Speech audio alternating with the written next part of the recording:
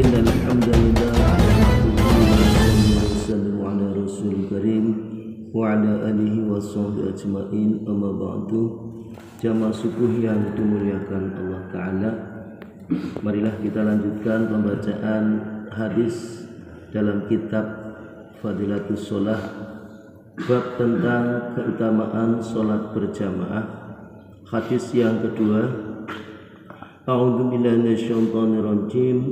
An Abi Hurairah radhiyallahu anhu qala qala Rasulullah sallallahu alaihi wasallam, salatu rajuli fi jama'atin tad'afu ala salatihi fi baitihi wa fi suqihi 25 di'fa.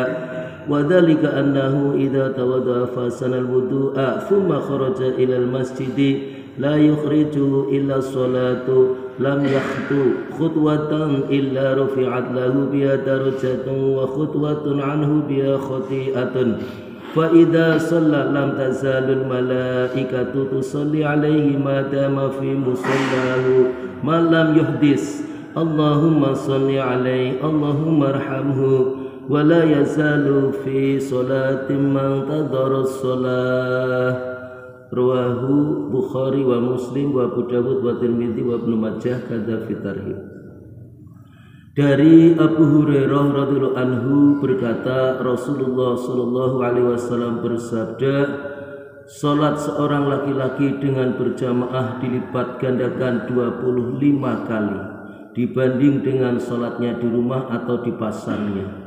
Demikian itu karena apabila seseorang berwudu dengan sempurna lalu pergi ke masjid semata-mata untuk mengerjakan sholat berjamaah, maka tidaklah ia melangkahkan satu langkah, melainkan ditinggikan baginya satu derajat dan dihapuskan baginya satu kesalahan. Jika ia mengerjakan sholat, para malaikat senantiasa bersolawat untuknya selama ia berada di tempat sholatnya tanpa berhadas. Ya Allah, limpahkanlah kesejahteraan untuknya. Ya Allah, rahmatilah dia. Dan dia dianggap terus-menerus mengerjakan sholat selama ia menunggu sholat. Hadis riwayat Bukhari, Muslim, Abu Dawud, Tirmidzi dan Ibnu Majah dalam kitab At-Tarhib.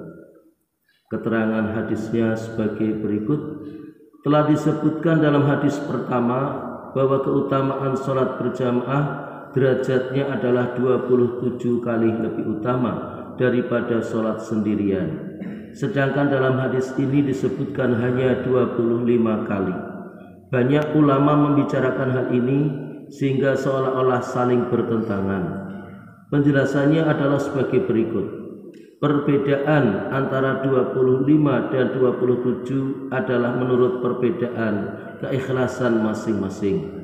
Sebagian alim ulama berpendapat bahwa perbedaan ini terdapat dalam sholat sirri, yaitu sholat zuhur dan asar yang berpahala 25 kali, sedangkan sholat jahri, yaitu subuh, maghrib dan isya berpahala 27 kali. Sebab sholat berjamaah pada waktu subuh dan isya lebih berat dibandingkan dengan sholat lainnya.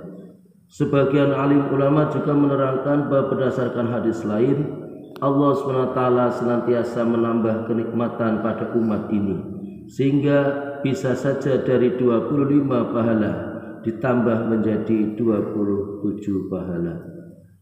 Ada lagi penjelasan yang menakjubkan, yaitu bahwa hadis ini menerangkan pahala 25 itu bukan sebagai tambahan, tetapi dilipatkan 25 kali.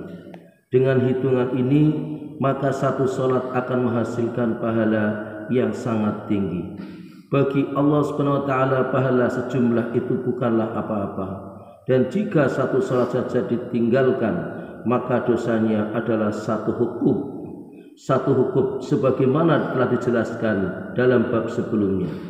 Dengan demikian tidaklah mustahil jika pahala sholat pun mencapai jumlah yang besar. Rasulullah SAW bersabda, hendaknya kita berpikir bahwa pahala kebaikan seseorang itu dapat digandakan hingga beberapa kali, seperti pahala sholat berjamaah ini.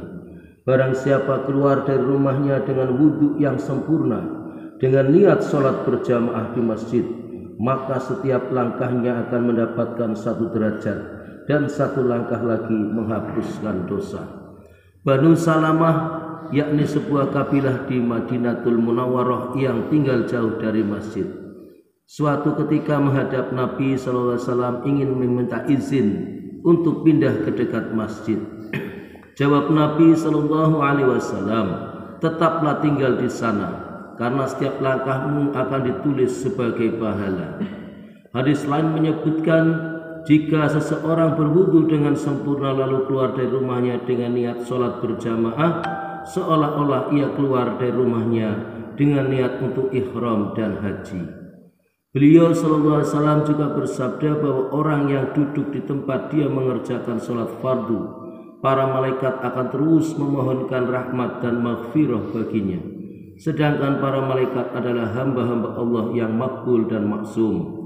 Doa-doa malaikat itu sudah tentu akan dikabulkan oleh Allah Subhanahu wa ta'ala.